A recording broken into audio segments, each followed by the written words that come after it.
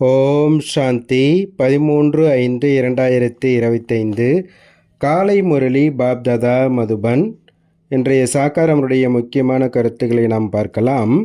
பாபா சொல்கிறாங்க, இனிமையான குழந்தைகளே, பல தேகதாரிகள் மீதிருக்கும் அன்பை நீக்கி தேகமற்ற ஒரு தந்தையை நினைவு செய்தால் உங்களது அனைத்து கர்மேந்திரியங்களும் குளிர்ச்சியாக ஆகிவிடும். பாபா கேள்வி கேட்குறாங்க, யார் தெய்வீக குலத்தை சார்ந்த ஆத்மாக்களோ அவர்களது அடையாளங்கள் என்ன?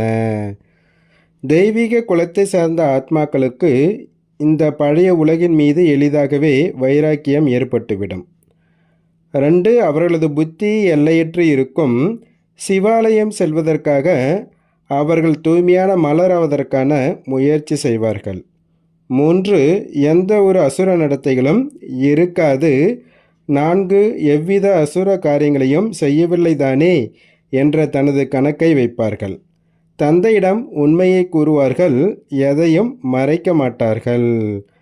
பாட்டு, என்னை அவரிடமிருந்து யாரும் பிரிக்க முடியாது.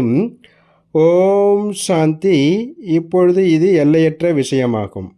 எல்லைக்குட்பட்ட விஷயங்கள் அனைத்தும் நீங்கி விடுகின்றன. உலகில் பலரை நினைவு செய்கின்றனர். பல தேகதாரிகளின் மீது அன்பு வைக்கின்றனர். தேகமற்றவர் ஒரே ஒருவர் ஆவார். அவர்தான் பரம்பிதா பரமாத்மா என்று அழைக்கப்படுகின்றார். நீங்கள் இப்பொழுது அந்த ஒருவரிடத்தில் மட்டுமே புத்தியின் தொடர்பை வைத்து கொள்ள வேண்டும். எந்த தேகதாரிகளையும் நினைவு செய்யக்கூடாது. பிராமணர்களுக்கு உணவு கொடுப்பது போன்றவைகள் அனைத்தும் கலியுகத்தின் வழக்கங்களாகும். அங்கிருக்கும் வழக்கங்கள் மற்றும் இங்கிருக்கும் வழக்கங்களும் முற்றிலும் தனிப்பட்டதாகும். இங்கு எந்த தேகதாரிகளையும் நினைவு செய்யக்கூடாது. அப்படிப்பட்ட நிலை ஏற்படும் வரை முயற்சி செய்து கொண்டே இருக்க வேண்டும். முடிந்த அளவிற்கு இந்த பழைய உலகிலிருந்து விட்டு சென்றவர்கள் அல்லது இருக்கின்றவர்களை மறந்து கொண்டே செல்லுங்கள் என்று தந்தை கூறுகின்றார். யாருக்கு என்ன புரிய வைக்க வேண்டும் என்பது புத்தியில் முழு நாளும் ஓட வேண்டும். யாருமே அறிந்திராத உலகின் கடந்த காலம், நிகழ்காலம், எதிர்காலத்தை புரிந்து கொள்ளுங்கள் என்று அனைவருக்கும் கூற வேண்டும். கடந்த காலம் என்றால் எப்பொழுது ஆரம்பமானது, நிகழ்காலம் இப்பொழுது எப்படி இருக்கின்றது, சத்தியுகத்திலிருந்து ஆரம்பமானது, ஆக சத்தியுகத்திலிருந்து இப்பொழுது வரை மற்றும் எதிர்காலத்தில் என்ன ஆகும் என்பதை உலகத்தினர் முற்றிலும் அறியாமல் இருக்கின்றனர். குழந்தைகளாகிய நீங்கள் அறிவீர்கள், அதனால் சித்திரம் போன்றவர்களை உருவாக்குகிறீர்கள். இது மிகப்பெரிய எல்லையற்ற நாடகமாகும். பொய்யான எல்லைக்குட்பட்ட அந்த நாடகத்தை அதிகம் உருவாக்குகின்றனர். கதை எழுதுபவர் ஒருவர், நாடகத்தின் காட்சிகளை உருவாக்குபவர் வேறொருவராக இருப்பார். இந்த இரகசியங்கள் அனைத்தும் இப்பொழுது உங்கள் புத்தியில் இருக்கின்றது.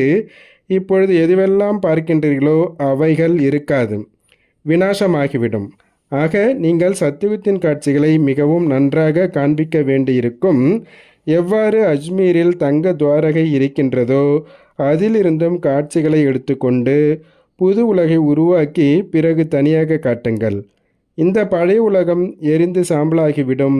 இதற்கான சித்திரமும் இருக்கிறதல்லவா? மேலும் இந்த புது உலகம் உருவாகி கொண்டிருக்கின்றது. இவ்வாறு சிந்தனை செய்து நல்ல முறையில் உருவாக்க வேண்டும். இதை நீங்கள் புரிந்து கொள்கிறீர்கள். இந்த நேரத்தில் மனிதர்களின் புத்தி முற்றிலும் கல்புத்தூடர்கள் போல் இருக்கின்றார்கள். நீங்கள் எவ்வாறு புரிய வைக்கிறீர்கள்? இருப்பினும் புத்தியில் அமர்வது கிடையாது. எவ்வாறு நாடகம் தயாரிப்பவர்கள் நல்ல அழகான காட்சிகளை உருவாக்குகின்றார்களோ அவ்வாறு யாருடைய உதவியை அடைந்தாவது சொர்க்கத்தின் காட்சிகளை மிகவும் நன்றாக உருவாக்க வேண்டுமென்றார் பாபா.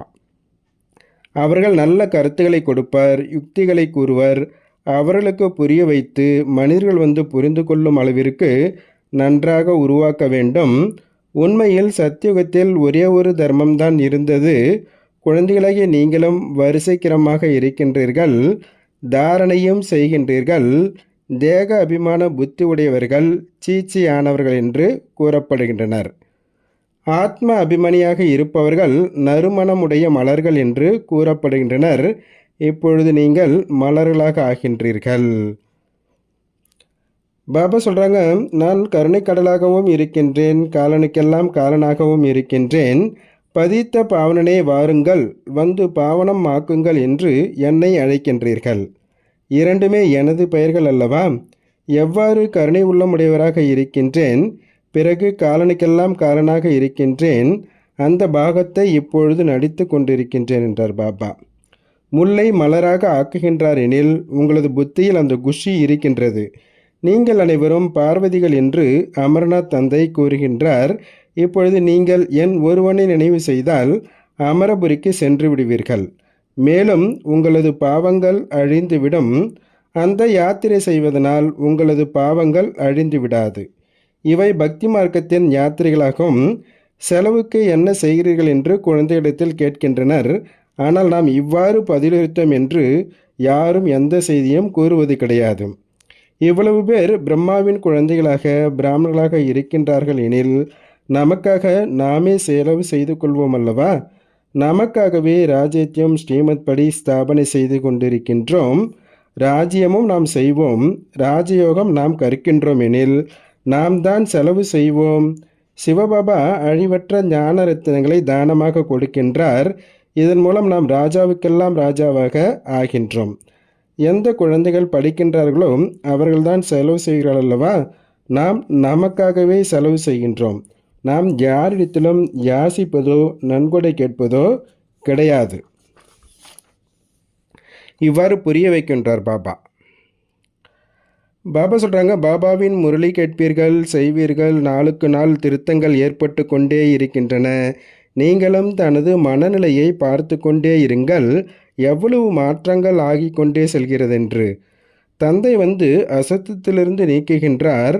யார் எந்தளவு பலரை அசுத்தத்திலிருந்து வெளியேற்றுவதற்கான சேவை செய்கின்றார்களோ அந்த அளவிற்கு உயர்ந்த பதவி அடைவர்.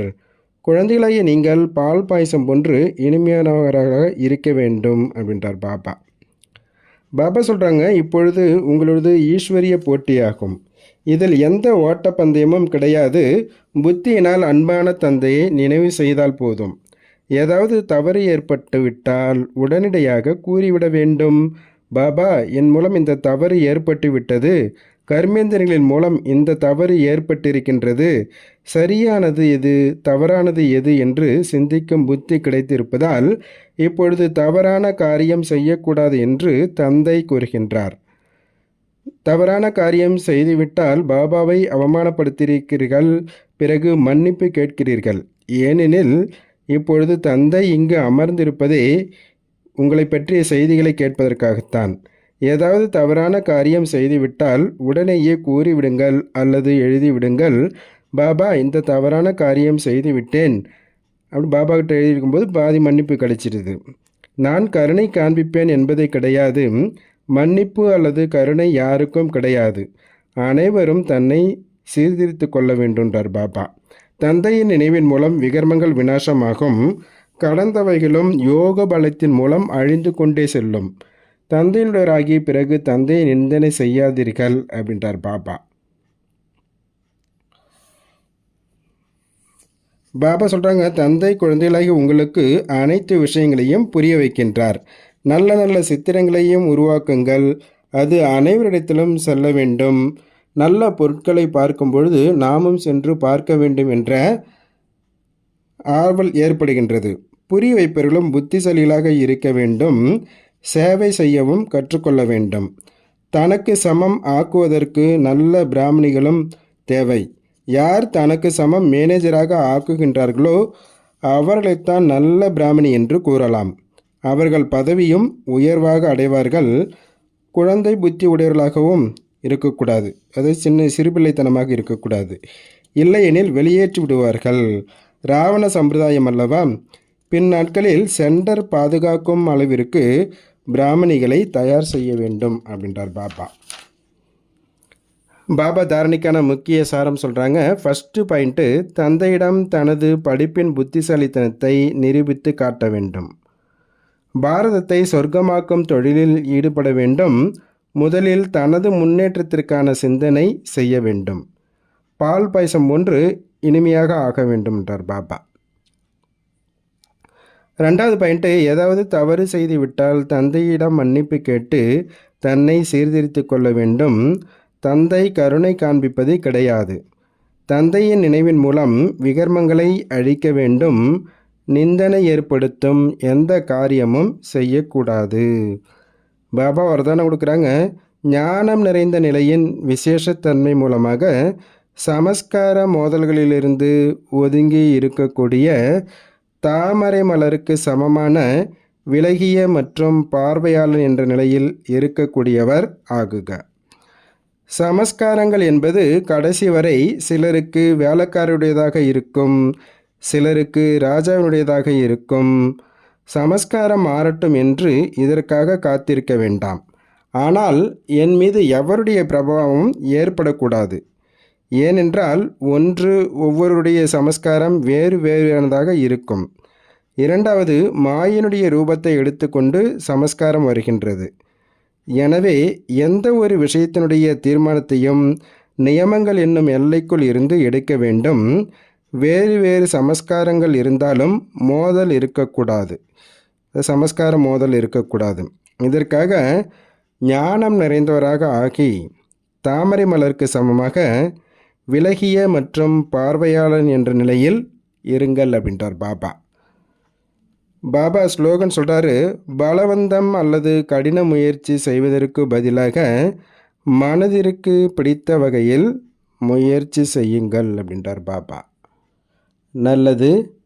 ஓம் சாந்தி, ஓம் சாந்தி, ஓம் சாந்தி. நன்றி பாபா.